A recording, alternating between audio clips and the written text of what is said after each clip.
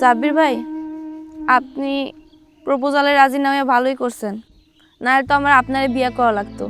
আর আপনারে বিয়ে করে আমি কি করতাম, কই থাকতাম? আপনার তো চাউচুলো কিছুই নাই। আর আপনারে বিয়ে করলে আমার সারা জীবন পাতলা ডাইল আর অর্ধেক ডিম দিয়ে ভাত খাইতে হইব।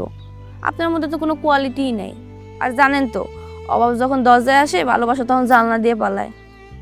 ও, আপনার তো ঘরই নাই, জানলাইব কই দিয়া?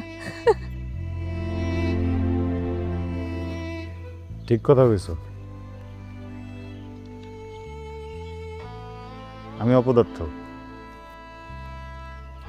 কিন্তু আফসোস হয় না, কারণ স্বপ্না ব্রিলিয়ান্ট।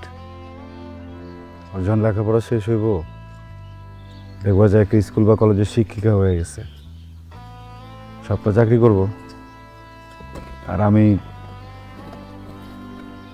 কোন এক বড় লোকের জমিতে চাষ করব। আবার কিছু টাকা পয়সা জমায় ভাঙ্গারির ব্যবসা করতে পারি। ভাঙ্গারির কথা শুনে আর ছোট মনে করো না, কাঁচা টাকা।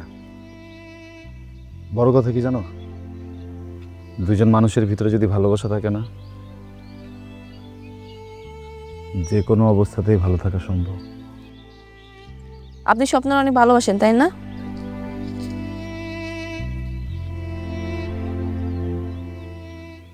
না, ভীষণ ভালোবাসি। ও, আর একটা কথা, আমার হবু জামাই ব্যাংকে চাকরি করে, ঢাকায় বিশাল বড় একটা ফ্ল্যাট আছে। আর আমার একবার বিয়ে হয়ে গেলে আমি তো এই গ্রামে ট্রামে আসবো না, আপনার বাড়িতে বেড়াইতে আসবো। ও, আপনার তো বাড়িই নাই, স্বপ্নার বাড়িতে বেড়াইতে আসবো না। আসবা, স্বপ্না ভালো রান্ধে, ভালো ভালো খাবার খাওয়াইতে পারবো তোমার করে। তোমার ব্যাংকার জামাইরে বইলো আমি যে তোমার শিক্ষক ছিলাম, হোমওয়ার্ক না করলে কত শাস্তি দিতাম। আর শোনেন, আমার বিয়ের আগে আবার আপনি বিয়ে করে ফেলেন না। আমার বিয়ের সব দায়িত্ব শুধুমাত্র আপনার, লজিং মাস্টার বলে কথা। এটা আবার কেমন লাগে? যাও, কথা দিলাম, তোমার গায়ে হলুদ থেকে শুরু করে তোমার বিদায় পর্যন্ত যত দায়িত্ব সব আমি নেব। আর আমি ভাবছি বিয়ের পর অনেকগুলো বাচ্চা কাচ্চা নিব, কারণ আমার হবু হাজবেন্ডের বাচ্চা কাচ্চা অনেক পছন্দ। কালোর ভুসি বানাইতে হবো, রেখেছি। তুমি থাকো, আমি যাই।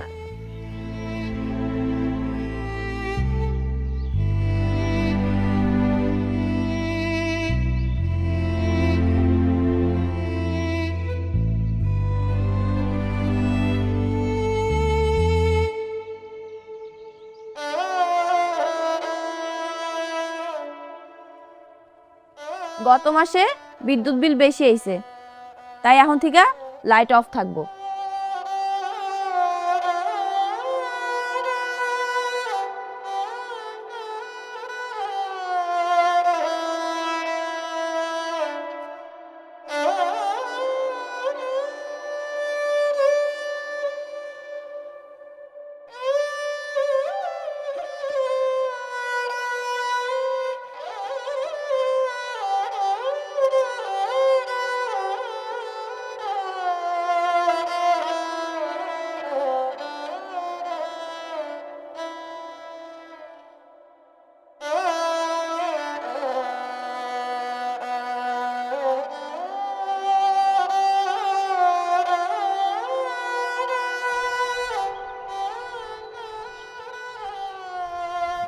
জেরিনা আপা, খবর পাইছেন? কি?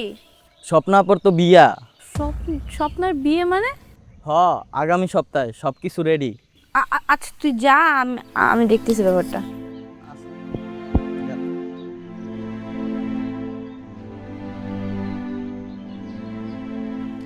আজকে না তোরে আমার বেস্ট ফ্রেন্ড পরিচয় দিতে আমার ঘৃণা লাগতেছে। শুধুমাত্র তোর কারণে আমি আমার ভালোবাসার মানুষটাকে ছেড়ে তোর হাতে দিয়ে চলে গেছি। আর তুই সেই কিনা সাব্বির ভাই তোকে এত ভালোবাসে, তাকে তুই ঠকাইলি, তার সাথে তুই প্রতারণা করলি। আমি প্রতারণা করছি মানে? হ্যাঁ, তুই প্রতারণা করছিস। তোর না বিয়ে ঠিক হয়েছে, যে লোকটা তোকে এত পরিমাণ ভালোবাসে, তুই কিভাবে পারলি তার সাথে এমনটা করতে? ও এই কথা, তুই না বোকার বোকাই রয়ে গেলি। না পারলি নিজের বেস্ট ফ্রেন্ডকে চিনতে, না পারলি নিজের ভালোবাসার মানুষকে চিনতে। মানে আমি বুঝতে পারতেছি না। কয়েকদিন আগে সাব্বির ভাইয়ের সাথে আমার দেখা হয়েছিল।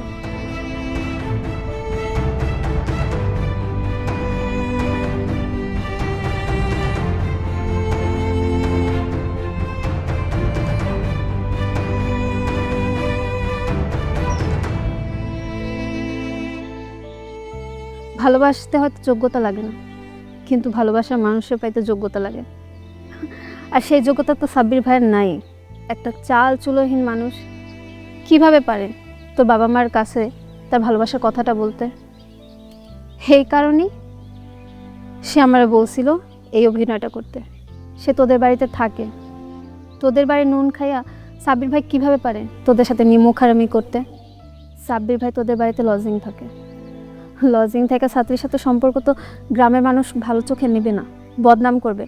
আর সাব্বির ভাই চায় নাই যে তার কারণে তোদের বাড়ির কোনো বদনাম হোক।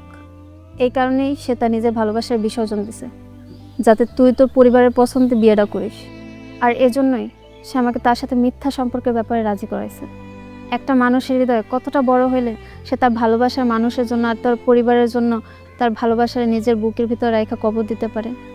সাব্বির ভাইয়ের ভালোবাসা পাওয়া যে কোনো নারীর জন্যই ভাগ্যের ব্যাপার। তার ভালোবাসা ফুলের মতো পবিত্র। দোস্ত দোস্ত আমি এখন কি করবো? সেই সিদ্ধান্ত তুই নিজে নে, নিজের মনকে জিজ্ঞেস কর। মন কখনো মিথ্যে বলে না।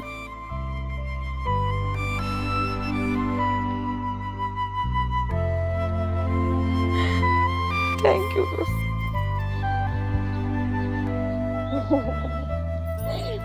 পাগল, এখনো অপেক্ষা করতেছিস কেন? যা নিজের ভালোবাসা মানুষের কাছে।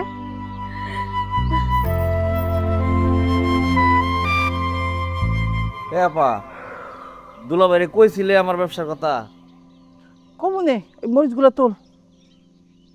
খারাই হয়েছে কি লেগা উডা?